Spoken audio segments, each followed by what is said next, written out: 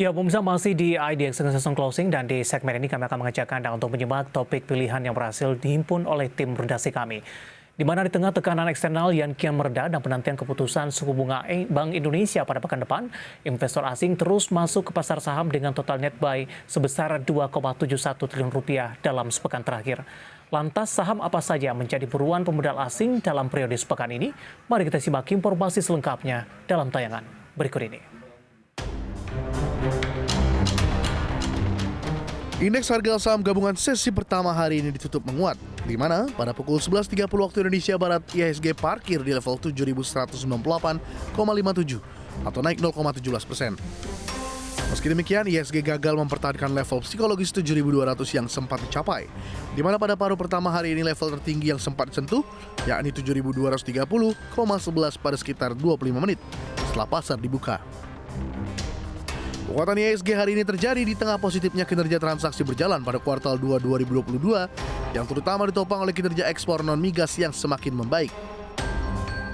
Selain itu, indeks juga kembali mendapat suntikan dari dana asing yang terus masuk ke dalam sepekan terakhir ke pasar saham Indonesia, di mana net buy asing di pasar reguler saham mencapai 2,71 triliun dalam sepekan terakhir. Data Bursa Efek Indonesia yang dikompilasi Infovesta mencatat nilai net buy asing di seluruh pasar sejak awal pekan ini juga menunjukkan tren penguatan. Dan pada perdagangan Kamis kemarin, total dana asing yang masuk ke pasar saham Indonesia mencapai 1,08 triliun rupiah. Sementara pada 15 Agustus hanya sebesar 209,61 triliun rupiah. Net buy terbesar pada perdagangan kemarin terjadi di saham Bank Sentral Asia sebanyak 354,07 miliar rupiah. Diikuti saham Bank Mandiri senilai 242,19 miliar rupiah dan Telkom Indonesia sebesar 214,81 miliar rupiah. Komposisi saham pencetak net buy asing terbesar selama sepekan ini pun tak jauh beda, di mana secara keseluruhan saham Bank Sentral Asia telah dibukukan asing sebanyak 1,3 triliun rupiah. Diikuti oleh Bank Mandiri sebesar 603,5 miliar rupiah dan Astra Internasional sebesar 407,1 miliar rupiah.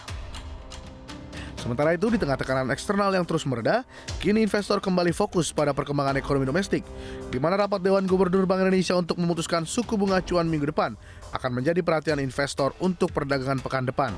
Berbagai sumber, IDX Channel.